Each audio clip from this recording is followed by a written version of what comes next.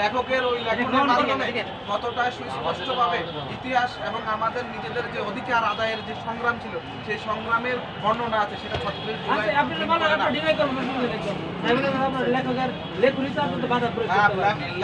লেখকের বাধা প্রয়োগ করছি না, কিন্তু এটা নিয়ে সমালোচনা আছে। আমাদের মৌলিক তত্ত্বের সমালোচনা, মেলতাস তত্ত্ব, রিকার্ডো খালদা তত্ত্ব, সকল তত্ত্বে কিন্তু সমালোচনা আছে।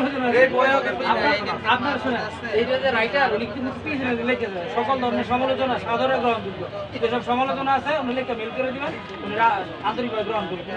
অবসরপ্রাপ্ত কবি ও বানপ্রাপ্ত সাহিত্যিক হিসেবে পরিচয় দিলে পুরোদস্তুর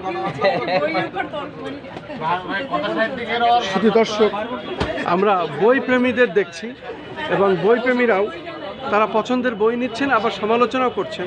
আমি সেটাই ধারণ করলাম আর কি। আজকে কিছুক্ষণ আগেই মাননীয় প্রধানমন্ত্রী জনাব তারেক রহমান বইমেলা উদ্বোধন করে গেছেন।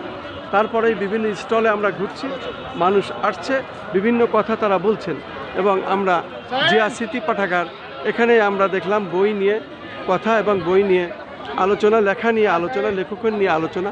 এটা হতেই পারে, পাবলিকের মতামত, এটা আমরা শুনলাম এবং আমরা জানলাম। সেইভাবে আমরা আমাদের কাজগুলো করে যাচ্ছি এবং দেখিয়ে যাচ্ছি আমরা বাংলা একাডেমির মধ্যে।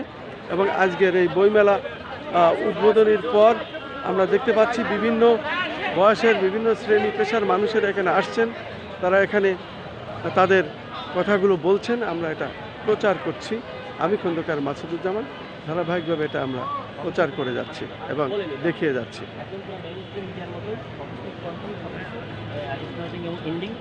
এবং আমাদের সময় বা অন্যান্য টেলিভিশন দেশের বাইরের একটা মিডিয়া, এটা অস্ট্রেলিয়ান মিডিয়া, সেক্ষেত্রে একটু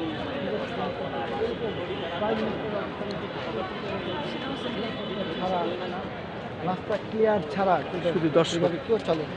আমি এখন বইমেলার মধ্যে এবং এই মেলার বিভিন্ন স্টল ঘুরে ঘুরে আমি দেখে যাচ্ছি, বিভিন্ন সাক্ষাৎও গ্রহণ করে যাচ্ছি।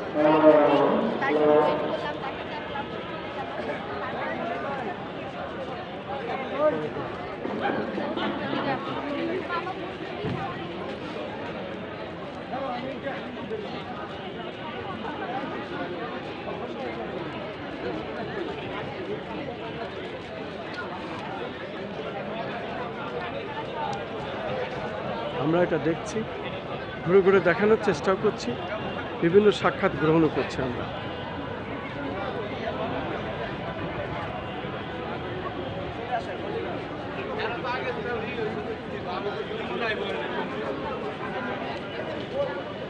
আমরা দেখতে যাচ্ছি বাংলাদেশ চৌকার যে সেনাবাহিনী, তারা তাদের কাজ করে ওনারা ওনাদের মতো যাচ্ছেন সারিবদ্ধভাবে, আমরা দেখতে পাচ্ছি। এবং সেটাই আমি বাংলা একাডেমির মধ্যে কিছুক্ষণ আগেই মাননীয় প্রধানমন্ত্রী জনাব তারেক রহমান এই বইমেলাটি উদ্বোধন করে গেছেন এবং এখানে আমরা দেখতে পাচ্ছি বাংলাদেশ সেনাবাহিনী চৌকস যে টিম এখানে এসেছিল এবং ওনারা এখন যাচ্ছেন। আমি সেটাই দেখানোর চেষ্টা করছি, এই বইমেলার ভিতর থেকে যে দৃশ্যটা সেটাই আমি দেখাই যাচ্ছে।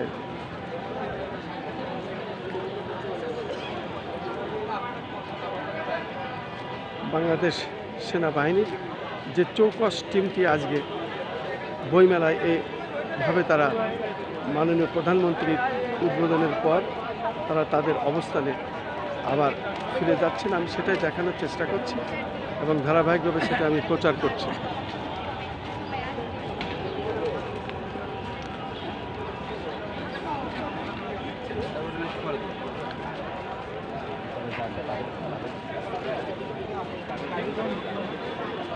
হ্যালো।